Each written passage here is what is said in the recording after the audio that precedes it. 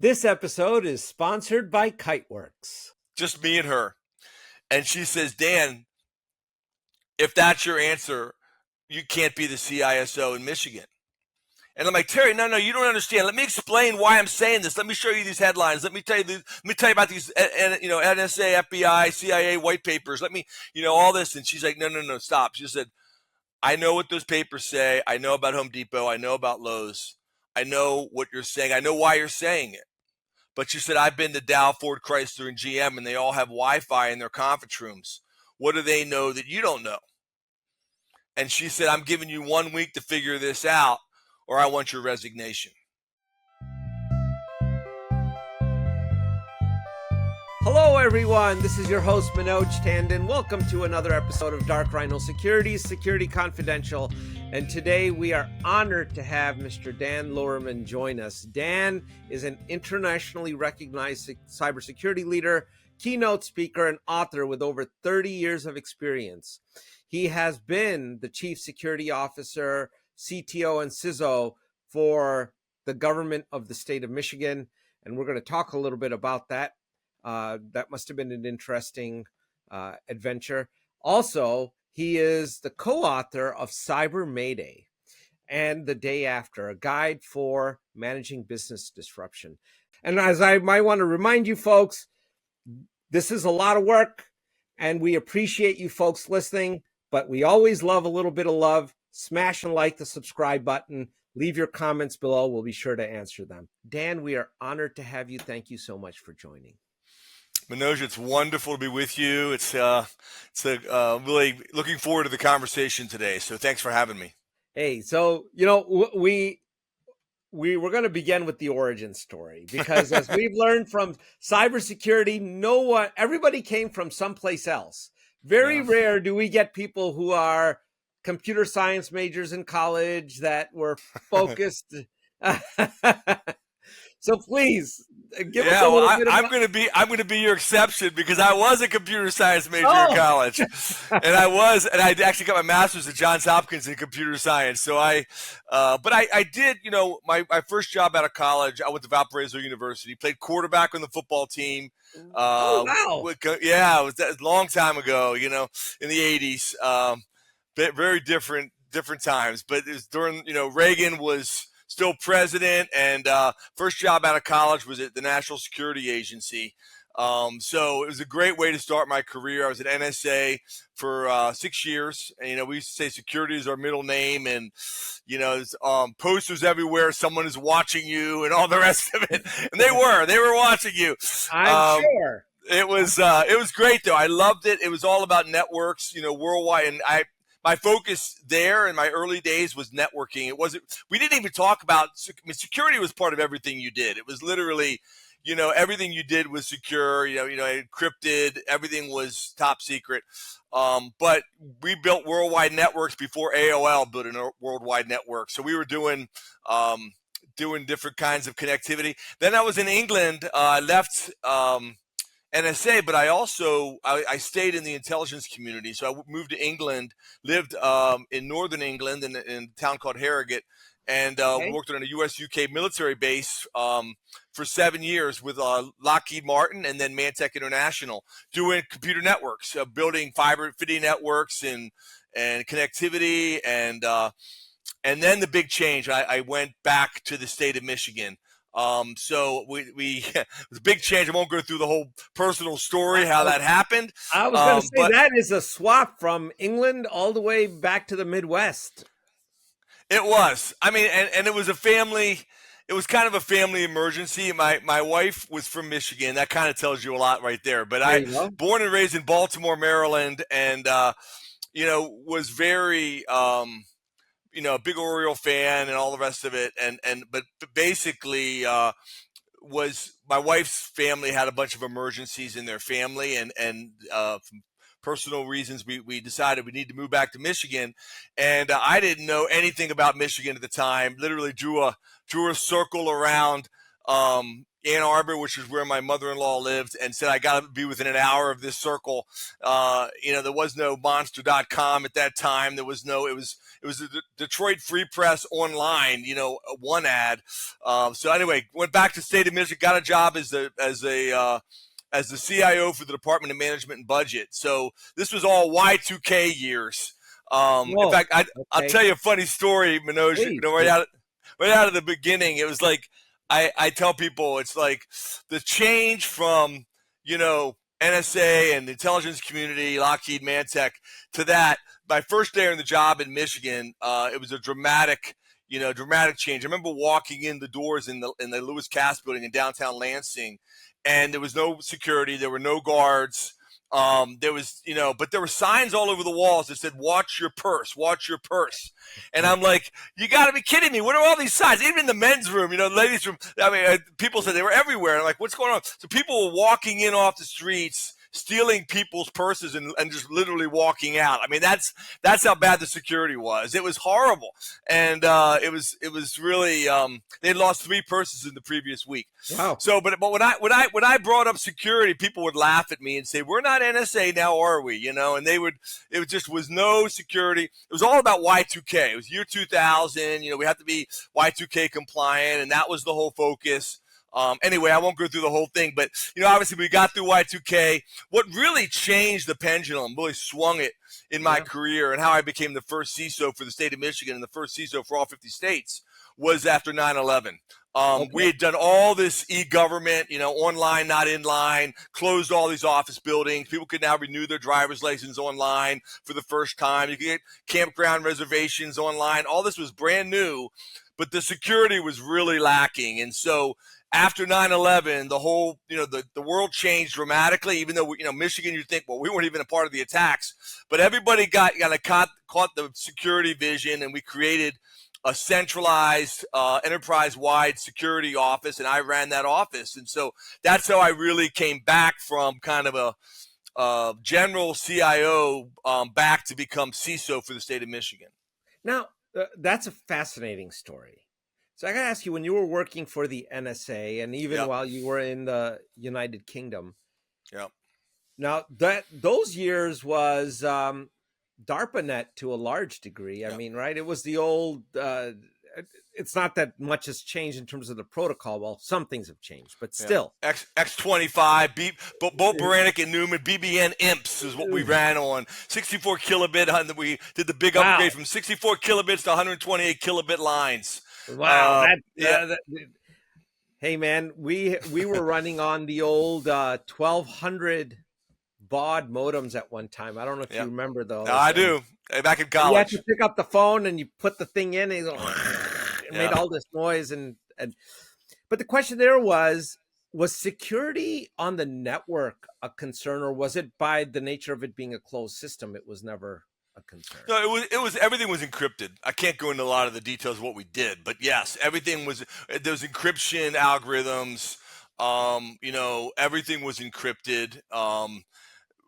Really from the beginning, and it was a closed system as well. So because I can't talk about all the places there were literally it wasn't, there were a lot of places that we had connectivity that were not just military bases. So yes, there was absolutely, a SCIF was the secure facility to access the information. You had to be in a SCIF to get that information. I remember when I was single, when I first joined NSA, I was like, before I got married, and I used to like the fact that I couldn't bring any work home with me, because everything was classified. So it was actually, we worked good long days, but when you couldn't bring it home, you couldn't work 7/24 because you had to be in the office to work on anything, because everything was in a classified environment.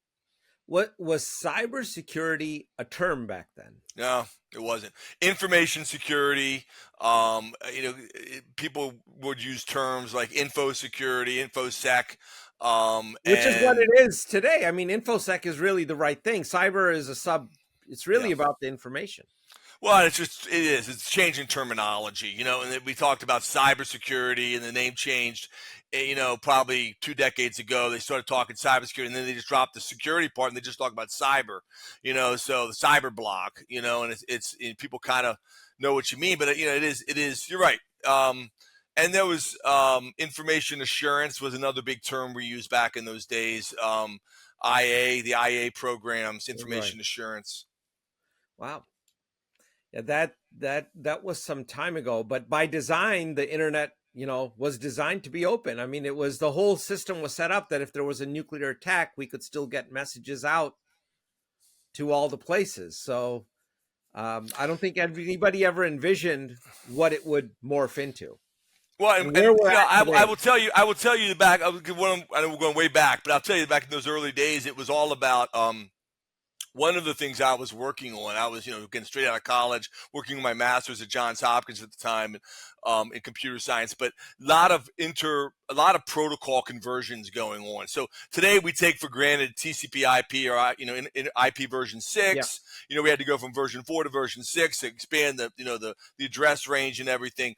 But back then you had OSI/IP, you had DECnet, you had SNA, you had all these computers spoke different languages. So literally, I tell people when I talk to students about it, it was like almost like in Europe, with languages. You'd have the German, the French, the Spanish, the Italian, and some people could talk all of them, but somebody was usually a translator was in the room. So a lot of what we were doing was protocol translation. How do you get an IBM SNA network to talk to a DECnet computer, to talk to a DoD IP, we used to call it, the Department of Defense Internet No way. Protocol.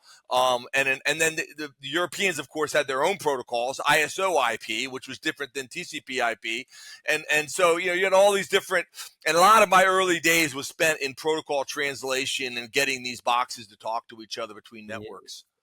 I was never involved with that, but I can relate to what you did because we used to have, a lot of the data in some of the software that we wrote, because there was not much off the shelf available back then, was all stored in binaries. And we had Yeah. to translate from a VAX binary to Yeah. a Sun binary Yep. to a Crave binary. And there was a lot of that going on. Just to make things work, but I digress. Sorry to take you That's all down good. memory No, lane. and there's a lot of cool stories. I mean, we could spend time just talking about stories from those days. How we almost brought down a satellite because of Sun Spark stations that were all acting as routers, and I mean all kinds of different things that were Well, going on. do you know that the VAX system is still alive and well today? It lives in Oh, the mind of a PC as an emulator. there you go. A lot of our apparently, there's a lot of weapon systems that still rely on that VAX code to be programmed. So Yeah, I'll leave it at that. Now, yeah. on so I'm going to ask a question that actually a friend asked me last night. Okay. Okay, at a social event, and we knew we were talking to you. I was like, this is going to be a great question for Dan, and I didn't get it on the question list. So, All right. So what he asked me was, he said, look, you guys in the cybersecurity field are always asking for tech and asking for more money, yet everybody keeps getting breached. So obviously this don't work. Okay. Why? And I guess I'd love to get your perspective on it. And I have my own. But your thoughts on why there is such a high failure rate in the field. I mean, it's a great question, and it is another question we could talk about for 45 minutes. I'll give you a couple reasons in my view. And I've written, by the way, my blog, Lohrmann on Cybersecurity, we actually touched on this a couple times. Why security fails? What are the reasons why? And I think starting off, one of the reasons is it's really about people, process, and technology, and everyone's kind of heard that before, but 90% of it is about the people, and it's really and so many people, they think, well, if we have the perfect software, if we have the perfect hardware, if we have the perfect identity management system, if we have whatever it might be, but the bad actors are really, really good at just going after the weakest link, and we have to be right 100 times, and out of 100, they just have to be right once out of 100. So there's no doubt about it. The bad actors seem to always be one step ahead, but they have a much easier time in many ways because we have you're protecting. We're protecting so much. And the reality is that's one of the challenges that we try oftentimes in the security industry. We try and do too much. We try and, you protect everything, in the empire, if you will, whatever your empire is, your enterprise. And really what we need to be doing better at is risk management and saying we're going to really protect the crown jewels really well. But I think, there's a lot of other reasons why security fails. I think as an industry overall, I also gets one answer I've given. I'll take a step back and give you two other answers. I mean, people say to me, the old line everyone's heard 100 times, why do people rob banks? It's because that's where the money is, right? Mm-hmm. The reality of it is in today's society, and, go back, 100 years ago, they were robbing banks, right? 200 years ago, they were robbing banks. You can go back, gold bars stolen in the 1850s, right? And you say, are they still robbing banks today? Yes. So you're going to always have, in my view, you're going to always have, you're never going to have perfect security. You're just not going to have it. You're always going to have a criminal element that's going to try and take advantage of the situation. And, technology is moving. That's another second answer is you're always going to have that. So I don't expect that you're going to ever, say, how can you stop everybody from stealing money? How can you stop people? You can't any more than you can steal, the 10 commandments, right? You can't steal lying, cheating, stealing. No. It's been going on for thousands of years. How can you stop? I turn right back and say, how do you stop everybody in the world from lying? How do you stop them from cheating? How do you stop? You can't. Exactly. And so you can, and you can do a good job of detecting who might have committed a murder. Hopefully you have a good police force and you can find them and you can enforce the rules, but it doesn't mean you stop people from using, guns inappropriately. Then you can also use them appropriately. So, the reality of it is these are tools and they will be used for good and for evil. My last answer to you, and again, these are broad answers, but my view is, the internet is like an accelerator, and it's accelerating faster and faster. AI is just bringing us the latest rendition of that, sure. But it's accelerating at the same time rapidly in both directions for good and for evil. So you've got more and more wonderful things we can do with technology. It's amazing the things we can do. We're talking about autonomous vehicles. We're talking about amazing, putting people on Mars and exploring space and so many wonderful things. The fact that you can now today, 100 years ago, getting a message to the other side of the world, or 200 years ago, could take months. Especially if there's no technology in certain parts. Now you can get an email to them in nanoseconds. Right. But at the same time, the bad actors can attack you and can cause damage. So to me, it's really we're in acceleration phase, and as technology continues to evolve and to grow and to be more powerful, you're going to have that happening in both directions at the same time. You're going to have good and you're going to have evil. So I don't view this as you're ever going to totally stop cybercrime any more than you can stop people from robbing banks. Now there are ways you can protect better than there are ways you can. I'm not saying give up. I believe some people say I don't have to necessarily have the best security system in my neighborhood. I just have to have it better than my neighbors on either side, right? So when the robber comes by, they're like, I'm not going to pick that house. That guy's got he's got satellite links. He's got I'm exaggerating. No, but the reality is you can do things to protect your enterprise to be effective. But I don't think you're ever going to totally stop cybercrime. That's Dan, you answered that spot on, and I'm so glad you did, because now I don't have to offer my opinion, because I'm no, I'd love to hear it. Go ahead. I just concur. To me, it's a people problem, and it's a risk thing. And in the risk, what we often see, there's a whole bunch of things you said in there that could easily take a couple episodes to unpack. When you look at risk and the crown jewels, first off, you've got a much broader experience than I do. I don't think most people know what their crown jewels are. That's problem number one. Because when you ask about, well, what do you want to protect? Well, we want to protect our servers and our employees. And it's like, hold on, what makes you money? What makes your sausage? I don't care what you're selling, but the only reason you want security is because you're making something that someone's buying, and you want to make sure that they can keep buying it. Exactly. And they want to do business with you. I'm oversimplifying it, but that's kind of the nut of it. And the other part of that is that you have to look at the behaviors that surround the crown jewels and make it all work. And that has to be put into the risk equation. When I look at a lot of the models out there, and there's some really good risk assessment models, right? But they largely focus on vulnerabilities and, what is the likelihood that they will be exploited, and then what's the magnitude of loss associated with it.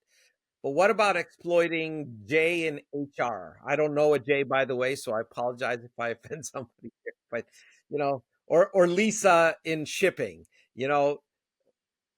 they're equally good conduits into your organization, and they might actually surround the sausage making machine that makes you money, depending on what you do, right? So that human behavior part, to me, is one that often gets overlooked, Dan. And I want to ask you about, taking on a role as CISO for the state of Michigan, going from, a security mindset of not having your purses stolen, putting signs up on the wall, to you don't want to click on that.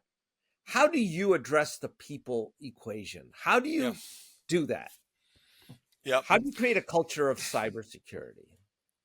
Yeah, great question. And I'll start with, I know people like to hear stories, so I'll start with a story that those who have heard me before may have heard this story, but I think it kind of is the central example of answering that question.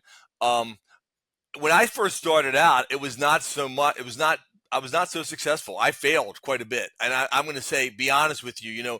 One of the first things I did, I got a project early on. I was working for Terry Takai, who went on to become CIO. She was a CIO in Michigan. She came from Ford Motor Company, went on to become CIO for California under Arnold Schwarzenegger, and then went on to become CIO for the U.S. Department of Defense. So very successful, still successful today, doing amazing things.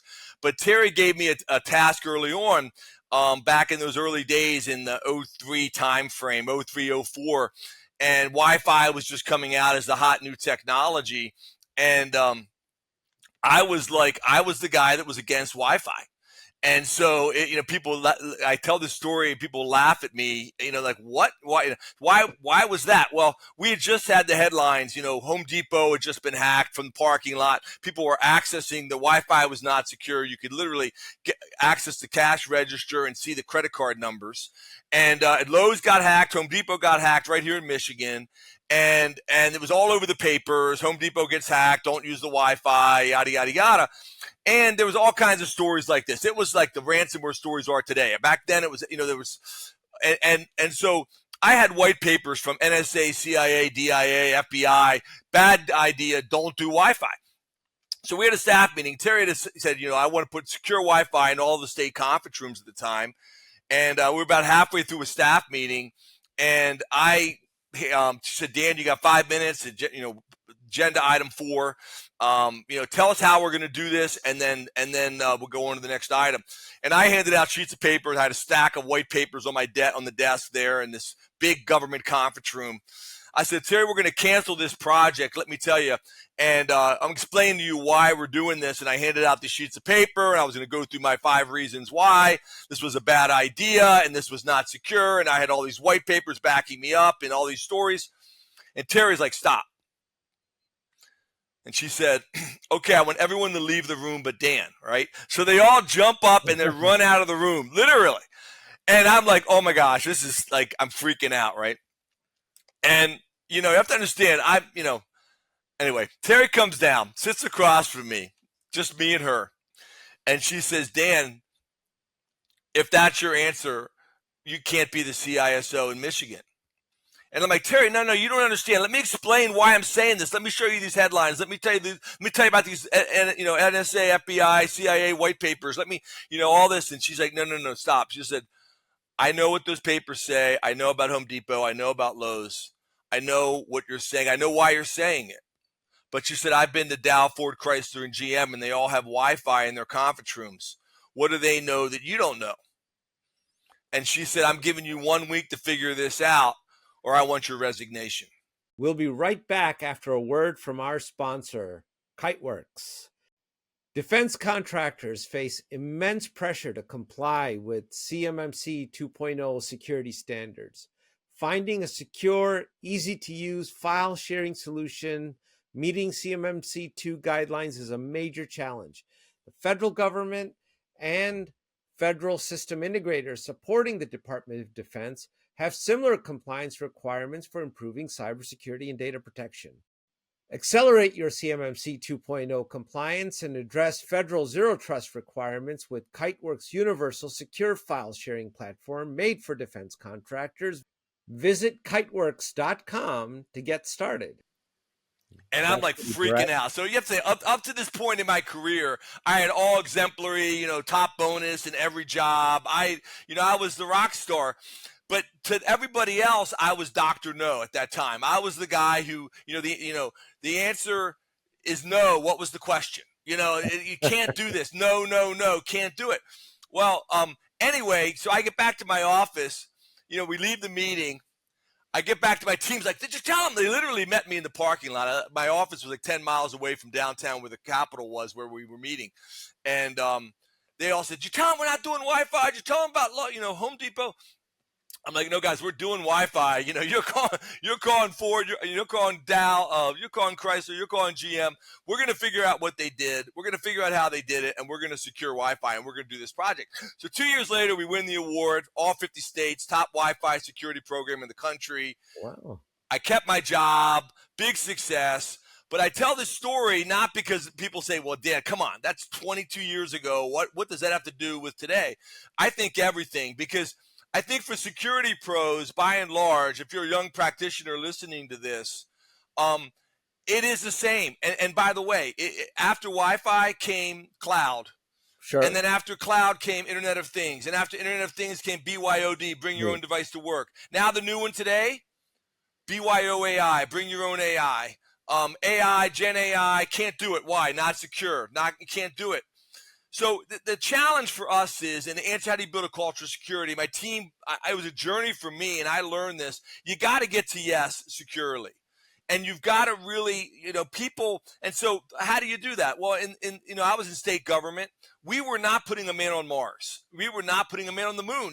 There were other people around you that were probably doing these things. So you got to do your homework. You got to do your research. You got to see what other people are doing. You got to look at what's best in practice, best in class. What's going on around you? Whatever it is you're doing. You say, well, Dan, I'm doing VPNs. I'm doing I got to do identity management. I got to do multi-factor MFA. I've got to do, zero password list. Whatever it is, look at those case studies. Look at your peers. Look at who's doing it best. Go visit them. See how they did it.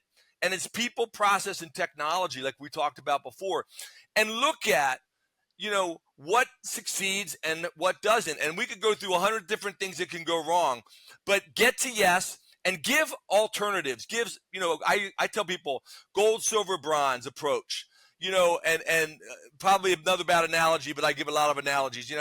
It's like hopefully you fly in a plane. There's three or four different ways you can get there, right? You can sit in the back and coach, and your knees are up by your chin, but you can sit in comfort. And I'm thinking Delta Airlines now, but other airlines have.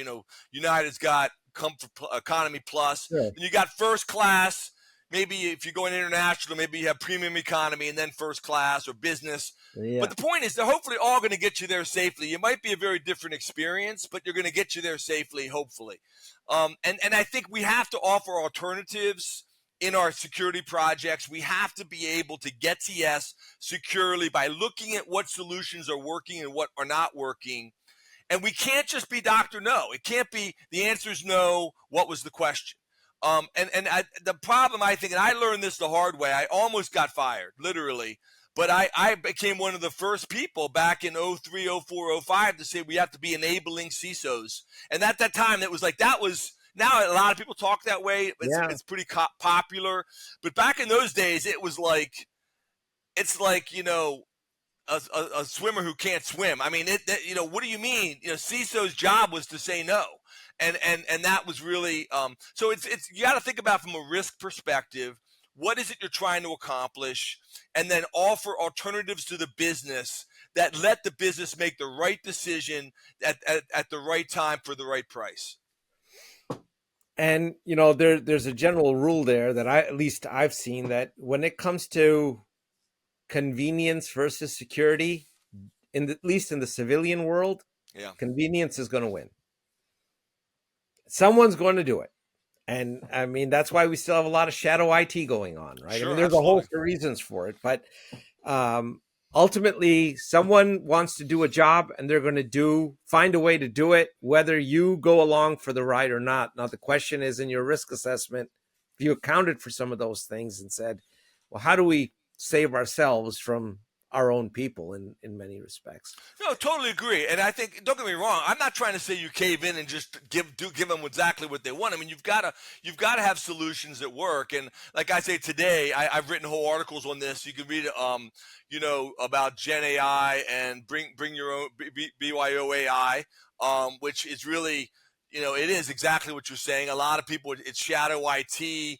We had, 6, 7, 8 years ago, Sky High Networks and a variety of others came out with their, CASB, Cloud Access Security Brokers, because people were going all over the internet to get different things, and we had to control. The cloud was pretty new, and every user out there was going out, and literally I had somebody in state government when I was in government, they didn't want to pay the backup fee for laptops, and they were going to free cloud security, free China security backup.com, literally. Awesome. And they were backing up their PCs to a free server in China. Well, yeah, it was free, but guess what? It's like it's basically handing the credit card to the criminals and saying, "Don't steal this. I'm just going to give you the credit card." Yeah, it's obviously I'm not suggesting that. That there was a place for CASB, and now vendors like Zscaler and Netscope and others offer that with Gen AI to do Gen AI, bring your own AI securely, and ways you can do that. So you have to offer solutions. You can't just cave in. But my point is only you got to do your homework, look at the universe of available options, and then get to yes securely by looking again. If I'm the security officer putting the first man on Mars, my threshold might be a little different. But their budgets are a little bit different as well, right? They're talking in the how many billions do I have? Not how many millions. I mean, I got to put a man on Mars. That's a little. Maybe you are if that's you. Okay, you're the one guy trying to put a man on Mars. But most of us are not putting a man on Mars. Most of us are working security problems. There are workable solutions that we can deploy. How do we instill common sense or educate? I shouldn't say common sense. I think educate the general user population. Have you found any methods that explain simple things like, don't use free Wi-Fi. Yeah. Or don't pay somebody without going through steps A, B, and C. Sure. Right? Verify. Trust but verify. That kind of mentality. How do you instill a trust but verify mentality in the general user community? Have you seen any successful programs out there? I have. And I would just say, I won't go into the details of companies and vendors, say vendor agnostic, but when I left government in 2014, I went to a security awareness company. So I'm a big proponent in the people side of all this, as we were talking about earlier. And so totally agree. I'll give you a couple. I'll just run down a couple different approaches. And I'm actually, this is something that it's a passion of mine. So what we did at that time with the company was, we believed in brief, frequent, focused, engaging, interactive content that was gamified. So that's what we did. The company I worked for, we can talk about that offline if people want to talk to me about that. I don't work for that company anymore anyway. They did a great job, but the point is make it interactive, make it engaging, teach people things they don't already know. Keep saying, when we keep beating people over the head with change your password, change your password, change your password, that's a message everyone has heard 50 million times, and it's not necessarily something that they're, real excited about. So, what I'm trying to say to you is, obviously the solutions there about multi-factor authentication, making it easier to engage. And there are 4 to 6, things that we can say every year that people need to be doing. Before I get to those, and I'll give you that list in a minute, I would just say some of the things I do, I get invited to speak at AARP. I've done a number of shows with them. So go to where the people are. I'm eligible now. I'm over 55. I'm now eligible for AARP, but that's not why I'm doing these. They have millions of people signing up and watching these shows, and they want to know. That's an audience that needs to hear these messages. So you need to go where the people are, and they have webinars, they have webcasts, they actually have live TV shows, believe it or not, that people talk about. That's just one example. There's many others. But go to where the people are. October Cybersecurity Awareness Month is coming up.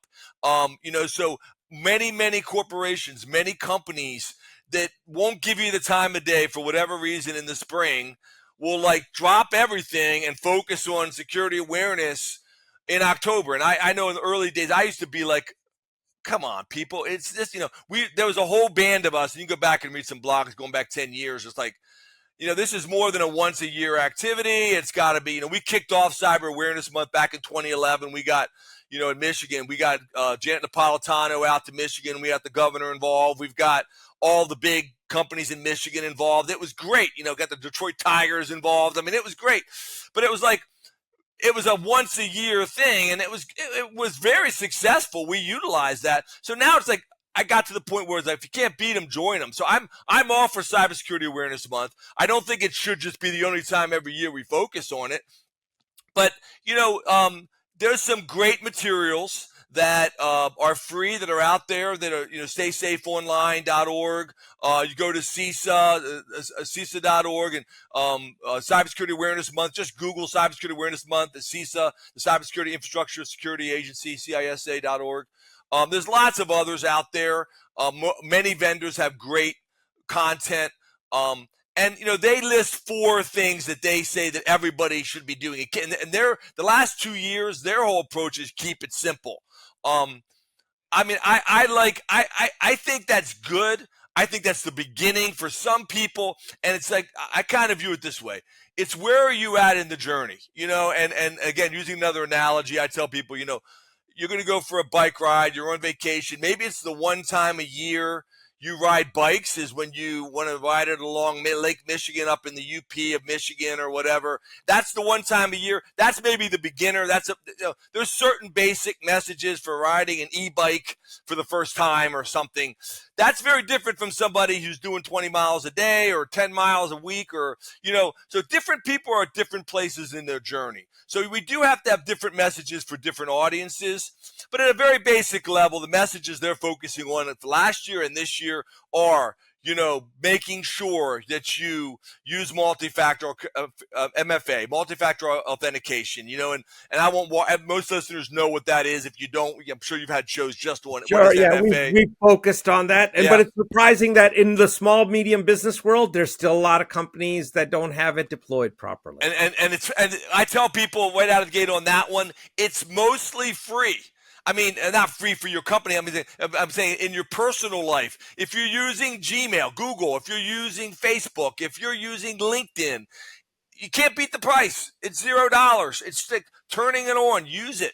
And many people, and they're doing their ordering at, Amazon.com, but they're using a username and password. They're not using multi-factor authentication. So, bottom line, I wouldn't do banking without MFA. I just wouldn't do it. People ask me, do I do online banking? Yes. Do I use multi-factor authentication? Yes. I mean, absolutely, you have to do that. Changing and updating your passwords is another one. Another one, not reusing passwords, is in that same bucket around passwords. There's another one around updating software, making sure that you consistently have updated software and firmware. It's amazing how many people don't know that, hey, you can't just have the same, McAfee or whatever antivirus that, I stopped getting, not me, Daniel, but a lot of people, I've helped people at our church, people in, that are elderly or whatever, Right. don't know that, I thought that I only had to buy it once. I didn't have to buy the annual subscription to keep, updating the software. So people think, well, I, been there, done that, got the T-shirt 5 years ago, I'm good. No, you're not. You're not good. You gotta make sure your software is updated. You're running the latest versions. You're patching your systems. That's all hygiene 101. It all is. It's Totally. all hygiene 101. And it gets back to the point that you don't have to have the best security system. If you have one, you're going to deter a whole bunch of people, because there's a lot lower hanging fruit out there that you can just go knock over. Totally. And a lot of hackers will, especially those who are interested in money. Now, if you're the focus of a nation state, I would say call it, because they're getting in. As far as I'm concerned, if the GRU wants into your systems, well, they're going to get into your systems. Totally agree. I would just give, Manoj, I give one other tip to people, and if you're working in this field and you're listening to this, leverage the opportunities that come your way. And I'll just tell you another quick story that fits into this. We had a nurse when I was in the state of Michigan. It's a sad ending to this story, but I'll tell the story because I won't give names. But bottom line is, she had her laptop and a USB drive in the back of her car. She wasn't supposed to bring this particular spreadsheet home that had names and social security numbers and other health information on it. It's about 1,000 people on this USB and then on her laptop. She was in a Myers parking lot in Michigan. It's like a Walmart, supermarket. Somebody punched the window, grabbed her laptop. The USB drive was gone. And she, reported it, yada, yada, yada. She was so, I don't know, just humbled by this, so apologetic, literally in tears. We used to have a road show that we would do, awareness for all the state government and the agencies. And one of the things, and we do road shows with different agencies, different messages to leadership, to different levels, awareness month, different gatherings and things. We brought her along after this incident, and she would talk to nurses like nobody I've ever seen. I mean, and she had this passion. She was somebody who before that didn't care about cybersecurity, didn't care about information security, didn't care about any of this, right?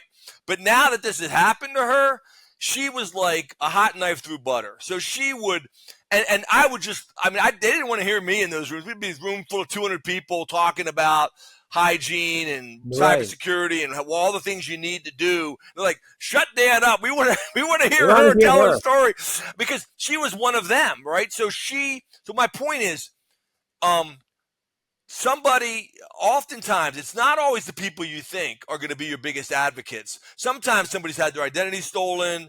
They've had their PC stolen. They've had ransomware in a personal business. For some reason, it could be a doctor, a lawyer, could be a nurse, could be anybody. Could be somebody who, for whatever reason, their brother-in-law, something happened. But they're passionate. Utilize those people.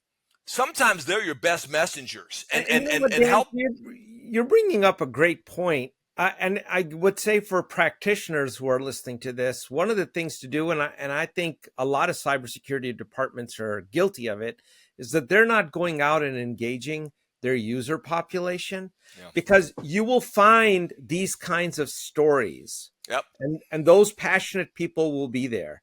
Yep. And they can be leveraged to really change the culture of Totally. the entire organization to a And make them the ambassadors. That's That's exactly right. where I was going with it. That So way, you that's have exactly right. ambassadors out in those agencies that are in the Department of Health, that are in the Department of Natural Resources, or where the state parks are. They're in the state police. And they're one of them. And they're out front. So we had cyber ambassadors in all the different agencies, and we would have meetings, and we tried to pick people. Not all of them were passionate, but a lot of them were. The sad ending to the story, I have to tell you, is that it was not me, because I didn't make the decision. We went through the whole process, and HR, because she had violated policy, she was trying to do work at home. She wasn't supposed to be bringing that material home. She actually ended up, I'm sad to say, but it's true. She actually lost her job because of that incident. But but meanwhile, for about a year, she was our best ambassador. She was going around talking to people. HR was just, because honestly, what happened, I'm just being blunt, and this is a sad part of our business, but senior management was looking for a throat to choke, somebody to blame. The governor got embarrassed because this was all over the papers. There's 1,000 people. That was the only breach in all the years that I was in state CISO. But again, that it happens, and unfortunately, she was made an example of, which I find really sad, because she was very, very, very, repentant and very, sorry for what she had done, but. That at that time, HR made that decision. So, but anyway, if you can utilize those people, find people on the front lines that are passionate. They're going to be your biggest help. Switching gears here slightly. Yep. Going to you blogged a little bit about the FBI's focus on stopping online fraud. Yep. With that focus, do you see any implications for organizations and individuals? For sure. I mean, I would say, by the way, you can get these blogs. They're out there at our website, govtech.com. It's Government Technology Magazine. Lohrmann on Cybersecurity is a blog, and you can read about the specific blog name is FBI says stopping online fraud and scams requires a new focus. So what they've done is this is really just an awareness campaign, but they have a very good website where they'll tell stories about BEC, business email compromise, which is a very common way of getting. BEC, going after the big fish. We've all heard of phishing. We've all heard of spear phishing, but BEC is related to that. And whaling, they call it. Used to call it, maybe not so much anymore. But going after the big fish. So lots of stories. And I think there's a couple keys that come out of this. There's a lot of tips. There's a lot of the kinds of things that we mentioned in here. I could just mention a couple of them quickly, but like a couple of the different things that we talk about: advanced fee schemes that ask you to invest upfront money for a larger return later, such as a loan, contract, or gift. Nigerian letter scams or 419 schemes that ask someone to share a percentage of millions of dollars that the author, a self-proclaimed government official, trying to transfer illegally out of Nigeria. Ponzi schemes, current investors' money to pay to invest, inevitably they collapse. Pyramid schemes ask you to bring in new investors to make a profit or recoup your investment. Telemarketing fraud schemes try and steal your money over the phone. Lot of examples of that. People calling up and pretending, one hot one right now is people calling up and pretending to be debt collectors and saying, we know that you owe this money, and can you, so right out of the gate, I just would say, talk about the FBI. To answer your question, I'll get to that in a second, but, be precautionary in all of your interactions. Anybody reaching out to you, whether it's email, whether it's phone, whatever way, texting as well. Texting is really big right now. People assume that it's legitimate, and oftentimes it's not legitimate, and it's not who you think it is. They know that millions of people, or certainly hundreds of thousands or tens of thousands of people, have these issues. Sometimes they do some homework on you individually. If you're someone that they have information on, maybe some data breach, they've got information, some information about you. They know your name, home address, phone number, whatever it might be. And so it seems legitimate. They've got a talk track that seems somehow like this is real, and it's Yep. not. And so be very cautious about unsolicited phone calls, mailings, door-to-door service offers. And then if you really think it is legit, say, I'm going to call back. Not the phone number you give me, not your 800 number, not your whatever number. Go and look it up yourself and call the company, call your bank, call them directly. So those basic steps. I mean, the FBI has lots of stories at their websites. We link to those in the blog. What they're really encouraging people to do in this latest is really, the numbers are staggering, to the tune of like $27 billion over the last 6 years. Big numbers. And honestly, those numbers are low. And they know they're low because those are the numbers of the people that actually have reported. Right? That's right. So there's a lot of people that never report. If you get scammed, your business gets scammed, you have ransomware, you pay the ransom, you may not want to tell law enforcement. There's laws in some states that, especially for government organizations, they have to basically report. But what they're trying to do is get people to report more, build the relationships with the FBI. There's lots of ways you can do that. I've been a member of InfraGard, INFRAGARD, InfraGard, which is a public-private partnership working with law enforcement. It's like we tell people, kids learn this in junior high. Get to know the local fire department before you have a fire in your house, and what can they help me with? Well, they can make sure you've got people have smoke detectors in their house. They have carbon monoxide detectors in their house. They do different things to protect themselves. Have those relationships with law enforcement, the FBI, or local police, state police, other organizations, that if and when this happens, you can work with them, and they can help you and they can work with you. So they're doing more to reach out to business proactively, get businesses to report when things do happen, and also helping them understand it's not always. I mean, there's a lot of stories from a while back, 5-10 years ago, where, well, they're going to shut down my business. They're going to come in. They're going to say, we're taking this server and we'll be back in 3 months. And that's the server the business is running on. So now we got to shut down the business. For the most part, that's not the way they do it anymore. And again, I'm not in law enforcement, so I don't want to speak for law enforcement. But the FBI is trying to do more to be proactive and get a real sense of what's really going on, and to help businesses, help governments be prepared in advance, but also know how to be resilient if they are attacked. Resilience. Oh boy, that's a topic in itself. And there's some stories that could be chatted about there. So in the couple minutes we have left, I also want to give you a chance to plug some things, but I have to ask about the obligatory topic, which is AI. It seems to be everywhere. It's like your posters on that on the first day of work in the state of Michigan. Don't get your purse stolen. AI is everywhere. Bring your own AI.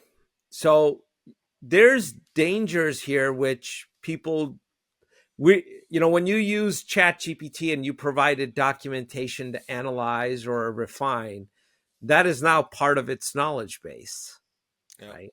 So as an example, we have found contracts from our competition on there, right?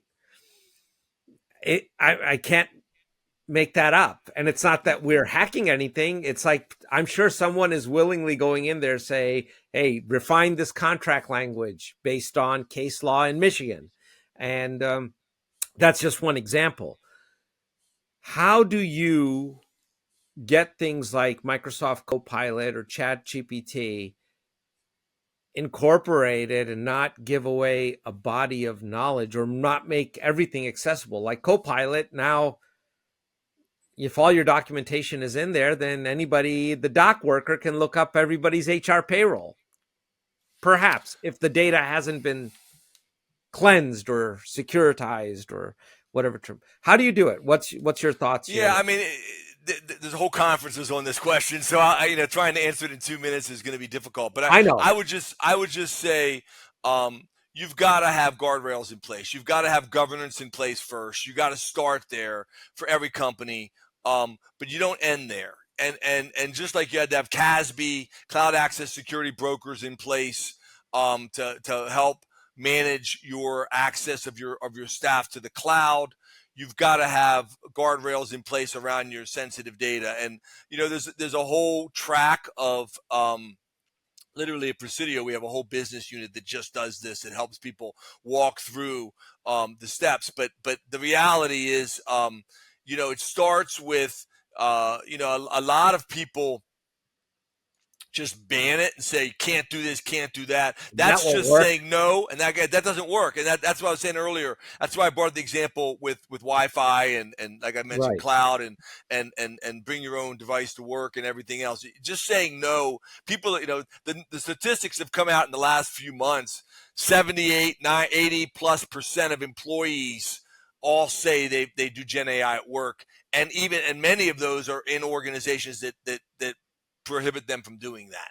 Law firms, a lot of law firms, man. You can So find so briefs on existing cases out there. so one solution I'll just mention right now before we wrap is you can, like I said, Netscope, Zscaler, a number of the same companies that would sell you cloud access security CASB tools will allow you to have a process, a tool set that will allow the enterprise to control where people are going. We'll let you do A, B, and C, but not X, Y, and Z. And we'll do, if you're trying to upload sensitive data, they have a form of DLP, data loss prevention. They will not let that sensitive data be uploaded into those tool sets. So putting those kinds of tool sets in place, it makes good sense. I mean, in having governance, not just a policy that says you can't do it, but having tool sets that get to yes securely by basically monitoring and managing access, and then and enabling. This is got to be a big part of it. You got to enable ways that they can access Copilot, other tools, Gemini, others that they can use, and they can do that in a secure way within the confines of your enterprise. So they have, it's unique to your business. It's unique to your enterprise. There are tool sets. There are ways to do it. Most people, unfortunately, say that's too expensive. I can't have my own, Right. I can't have my guardrails in place because that's going to cost me. Well, guess what? As you brought up earlier, the crown jewels, your intellectual property, your sensitive data, your contracts that are confidential are going to get out if you don't. So you That's do right. need those. You need those tools in place. You're absolutely right. So in the last minute here, Dan, the floor is yours. What would you want to plug anything? You got any new books? I mean, Anything coming honestly, out? I will just mention the book. It's almost over 2 years old now, but it was a bestseller on Amazon. Cyber Mayday and the Day After: A Leader's Guide to Preparing, Managing, and Recovering from Inevitable Business Disruption. I know that's a mouthful. People just call it Cyber Mayday, but Cyber Mayday and the Day After. It's all about ransomware stories. 35 true ransomware stories. My co-author is Tremaine Tan. She is a wonderful leader in cybersecurity in Australia, very well known in APAC. Been on TED Talk. She's travels the circuit in Asia and Singapore and all through Southeast Asia. And we wrote this together because we wanted to bring that personal side into ransomware. What happens when the CEO gets the word? What happens when the CFO, not the security guys, sometimes the security guys, sometimes the CTO or the CISO, but often it's the C-level suite. And what did they do before, during, and after an incident? What did they learn? How did they learn? What are some best practices and true stories? So that's a book, that my most recent book. And then just ask you, feel free to reach out on LinkedIn. I'm happy to link Dan Lohrmann on LinkedIn. Lohrmann on Cybersecurity is my blog. I've been blogging since it was the first non CSO Magazine. I was the first non-editor for CSO Magazine to blog for them. And I blog for Government Technology Magazine since 06, 07. So my blogs are out there. Feel free to interact and visit Lohrmann on Cybersecurity. Well, Dan, you have been fantastic. We are honored that you did this, and thank you so much. I mean, we're going to have you back. I mean, there's just so many topics. There's no way to dissect it, so much data in 1 hour, but thanks for sharing. Thank you for having me.